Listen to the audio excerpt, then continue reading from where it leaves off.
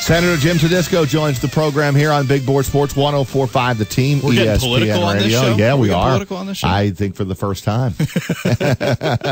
New York State Senator who represents the 49th District, parts of Saratoga, Schenectady, Herkimer counties, and all of Fulton and Hamilton counties. And he's also happens to be a big-time sports fan and a heck of a player back in his day. For sure, played basketball at Gibbons and Union College. Set 15 scoring and assist records at Union. So the man is all about the sports as well, and I see him everywhere and does a phenomenal job.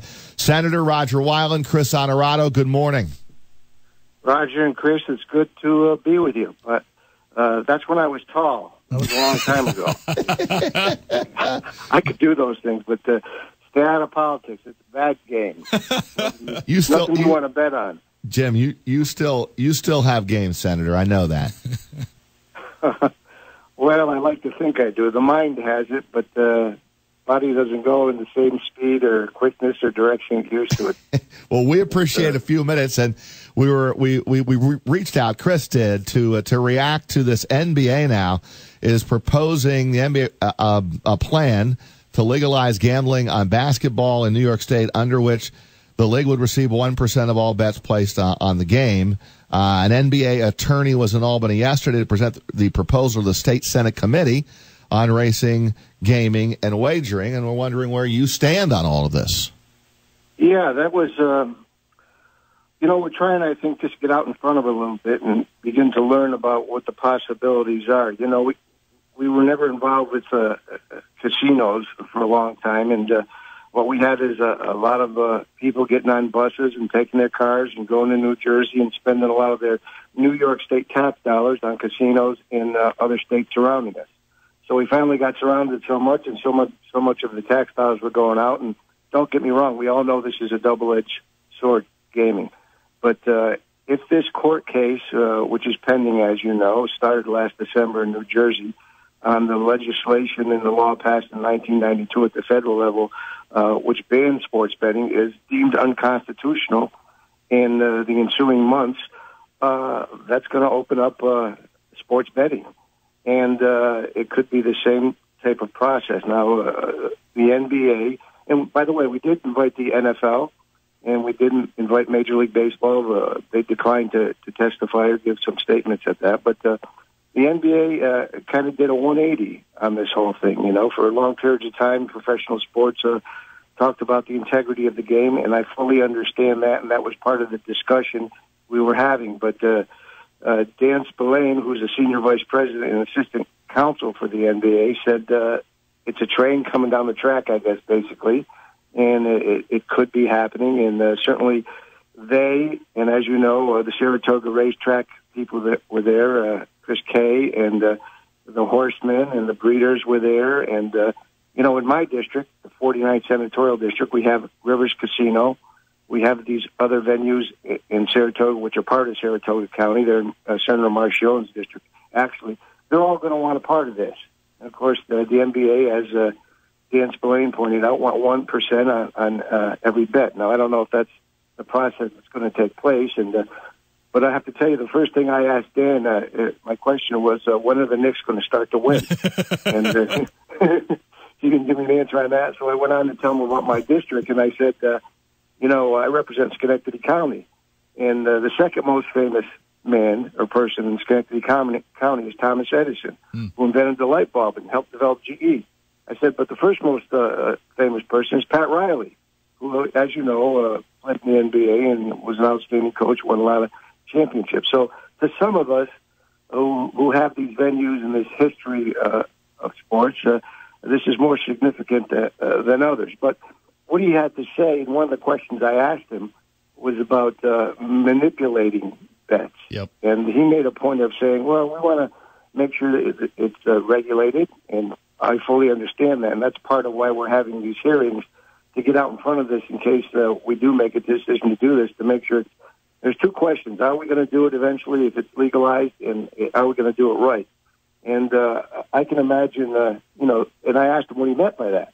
And he talked about that situation out, I don't know if it was England or Europe. They had huge bets on when the guy was going to take a first bite out of his sandwich or take off his hat. And I can just imagine LeBron James and the bets that are being made. Is he going to come out of the locker room with red sneakers or white sneakers? Now, there's enough pressure on these professional athletes. And if he comes out with red sneakers, all those guys who bet on white sneakers are going to say, well, this was a fix. He's got friends betting for him. So you've got to be very careful on the types of betting that are going to be taking place if indeed we do allow this type of sports betting. But again, I make the point that we had some states surrounding us. A lot of tax dollars were going out for the casinos, and now we have casinos in New York State. But there's also a question, Rodger and Chris, about saturation. How much money is really available? And I don't think we can depend on balancing a budget with this type of funding. But I know one thing. If the NBA wants 1%, I want to make sure that the taxpayers, either in their property taxes or education funding, I want to make sure the funding we get from something like this can mitigate the other side of the coin, because this is a double-edged sword, and we know the negatives of problem gambling. Jim Tedisco, New York State Senator, with us here on Big Board Sports 104.5, the Team ESPN Radio. Senator, in politics, we're into straw polls and exit polls. And what I really respect about Adam Silver is his open-mindedness to this aspect of sports. To me, Roger Goodell just buries his head in the sand, pretends like sports gambling isn't out there on the NFL, and yet has approved the move of a franchise to Las Vegas. I know it's been reported that $200 billion a year is bet on sports illegally. I know very little about how to balance a budget like you were talking about and how to help taxpayers. But I feel like this would be a good step in that direction. I'm curious, though, what do you have you had time to speak to other fellow lawmakers, and what might the early exit poll show if, like you said, the 1992 federal ban was reversed in New Jersey, and then it would obviously open up the possibility here in New York? Well, some of them have mixed emotions. Some of them are just directly opposed to gaming and gambling. They voted against the constitutional amendment to allow the casinos to come in and to allow gaming to come in. Others are 100%. They think it's a good source of revenue. They understand the other aspect of it, that there's problems, and certainly there's going to be programs and funding put into any mechanism we put in place that's going to go to provide education, that's going to go to help those who may have addictive approaches to this type of thing. But then there are others who, like myself, want to hear more about can it be done appropriately? And, let's understand this. It's probably not going to get rid of or destroy illegal gaming. They're still going to be involved, and they're probably going to be involved with enhancing those manipulative types of bets that we don't want to see involved with putting pressure on our outstanding athletes who have enough pressure out there right now. Because I mentioned LeBron James. I can imagine Porzingis and then making a bet, when's he going to get his first block shot? In the first 3 minutes of the third quarter, the fourth quarter, and in the first quarter. And those types of things, I think, can be damaging to the athlete's performance, to their reputation, and to professional athletics. I'm not a big gambler. I like to go watch the game and root for my team.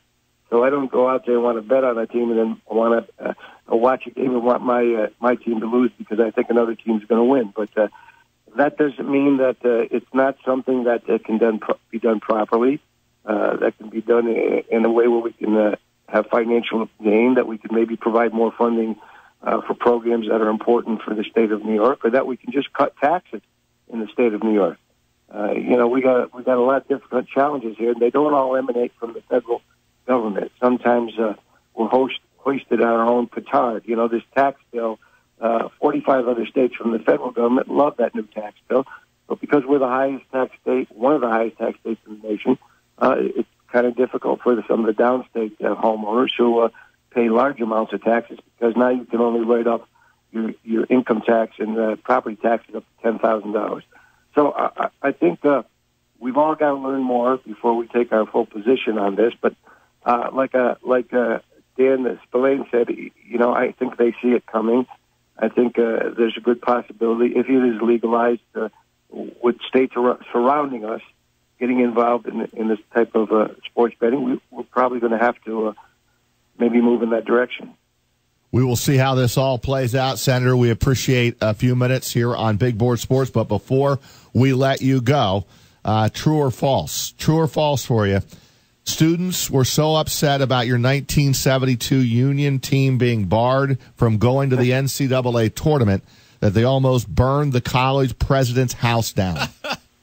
Yeah, that was, we graduated in 1972. Now, that's a while back, and a lot of protests were taking place then, but I don't think there was a bigger protest on our campus, even towards the end of the Vietnam War, than when we found out we had gotten into a league. The only reason you play this game is to get to the dance, whether you're Division III, Division II, Division I. You want to win every game, first of all, and then you want to get to that tournament.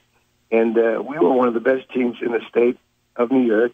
Bill Carmody played on my team. I was coached by Gary Walters, who played with Bill Bradley at Princeton, and, of course, Bill Carmody coaches Holy Cross now. And we had outstanding local players. We packed the field house every game, and I tell you, they were out there with the pitchforks and ready to burn down the president's house. And he gave us letters of apology and made speeches, but we had to stay home and sit in our room and just think about the great season we had. But I think if you ask Pez, I think he can tell me we still have the best win-to-loss record in the history of Union College, and we take some pride in that. But that is true. That they really got upset, and because, as I said, in my last home game, we had to have the fighting marshals close down the doors because we had close to, I think, 4,500 people in there in a gym that would only accept maybe 3,500. So those were some great and fun years. Well, Senator, when you choose to end your life in politics, I know Rodger will have an open spot for you on our News Channel 13 All-Star Scouts team, and you and Pez can battle for lead scout. How's that? Oh, that sounds great. It'll be a lot of fun. Hey, I'll beat out Pezzi because I could always beat him one-on-one anyway. Senator, it's great having you on Big Board Sports here on 104.5 The Team ESPN Radio. Thanks for a few minutes. Okay, thank you.